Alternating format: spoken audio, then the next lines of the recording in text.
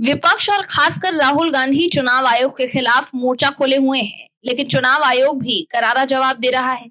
विपक्ष के लोग आरोप तो खूब लगा रहे हैं, मगर चुनाव आयोग को हलफनामा नहीं दे पा रहे। चुनाव आयोग ने साफ शब्दों में कह दिया है कि अगर आपके आरोप सही हैं तो हलफनामा दीजिए ताकि जांच की जा सके, लेकिन राहुल गांधी ने हलफनामा देने से मना कर दिया है। जिसके बाद सवाल उठ रहा है कि क्या कानूनी कार्यवाही के डर से राहुल गांधी हलफनामा नहीं दे रहे, कहीं चीन वाले मामले की तरफ सुप्रीम कोर्ट से उन्हें फटकार न पड़ जाए। लेकिन अब चुनाव आयोग ने दूध का दूध और पानी का पानी कर दिया है, जिसके बाद विपक्ष बैकफुट पर आ गया है।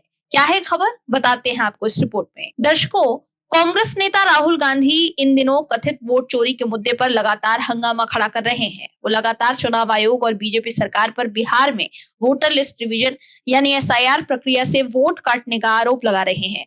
उनके इन आरोपों पर अब विपक्ष से ज्यादा विदेशी मीडिया सुर में सुर मिला रही है। Al Jazeera, BBC, Washington Post, New York Times और अमेरिकन ब्रॉडकास्टिंग कंपनी यानी एबीसी जैसी विदेशी मीडिया संस्थानों ने भारत की चुनावी प्रक्रिया पर सवाल खड़े करते हुए रिपोर्ट्स छापी है।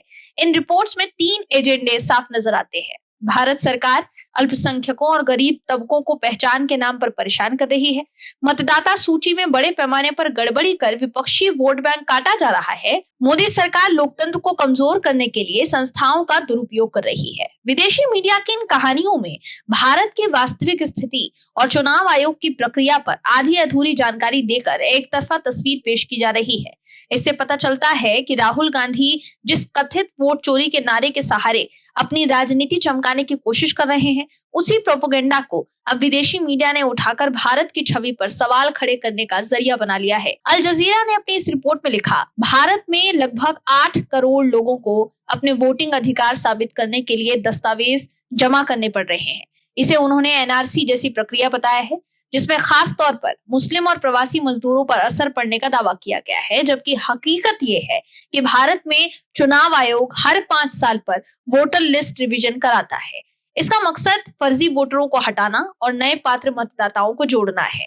ये कोई नागरिकता साबित करने का अभियान नहीं है, बल्कि केवल वोट लिस्ट की सफाई है। इसके अलावा भी दूसरे विदेशी मीडिया संस्थानों ने भारत की चुनावी प्रक्रिया पर सवाल खड़े करते हुए रिपोर्ट छापी है। वहीं बिहार में विशेष गहन पुनरीक्षण पर भारतीय चुनाव आयोग ने बड़ा अपडेट दिया है। चुनाव आयोग ने दावा किया कि बिहार के 7.24 करोड़ मतदाताओं में से 98% वोटर्स अपने डॉक्यूमेंट्स जमा कर सकते हैं और ये आंकड़ा 65 लाख कटने वाले मतदाताओं से अलग है। बिहार के मुख्य निर्वाचन अधिकारी कार्यालय से मिली जानकारी के मुताबिक 98.2% मतदाताओं के दस्तावेज प्राप्त हो चुके हैं। 0.16% दावे और आपत्तियां मिली हैं। बिहार के 12 मान्यता प्राप्त राजनीतिक दलों के 10 आपत्तियां मिली हैं। वहीं बिहार की सभी 12 मान्यता प्राप्त राष्ट्रीय और राज्य स्तरीय दलों को चुनाव आयोग नोटिस भेजने की प्रक्रिया शुरू करेगा। सर्वोच्च न्यायालय ने अपने आदेश में स्पष्ट कहा है कि प्रारूप मतदाता सूची में नाम जोड़ने और सुधार की प्रक्रिया में राजनीतिक दलों की प्रत्यक्ष जिम्मेदारी तय होगी। इसमें राजनीतिक दलों की सक्रिय भागीदारी होगी और वो हर मतदाता को सहयोग करने के लिए बाध्य होंगे।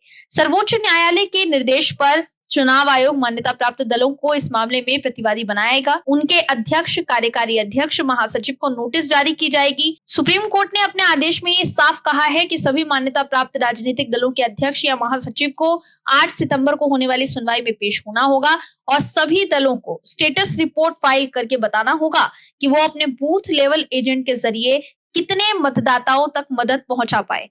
दर्शकों, विपक्ष के लोग मीडिया में एसआईआर को लेकर आरोप तो खूब लगा रहे थे, लेकिन शुक्रवार को सुप्रीम कोर्ट में सुनवाई के दौरान चुनाव आयोग ने टॉप कोर्ट को ये बता दिया था कि विपक्षी दलों ने अब तक सिर्फ 2 आपत्तियां ही दर्ज करवाई हैं, जिसे सुनकर जज भी चौंक गए। जिसके बाद ही सुप्रीम कोर्ट ने यह आदेश दिया है। Bureau report, OMH news. आप दर्शकों से विनम्र निवेदन है कि चैनल को सब्सक्राइब जरूर करें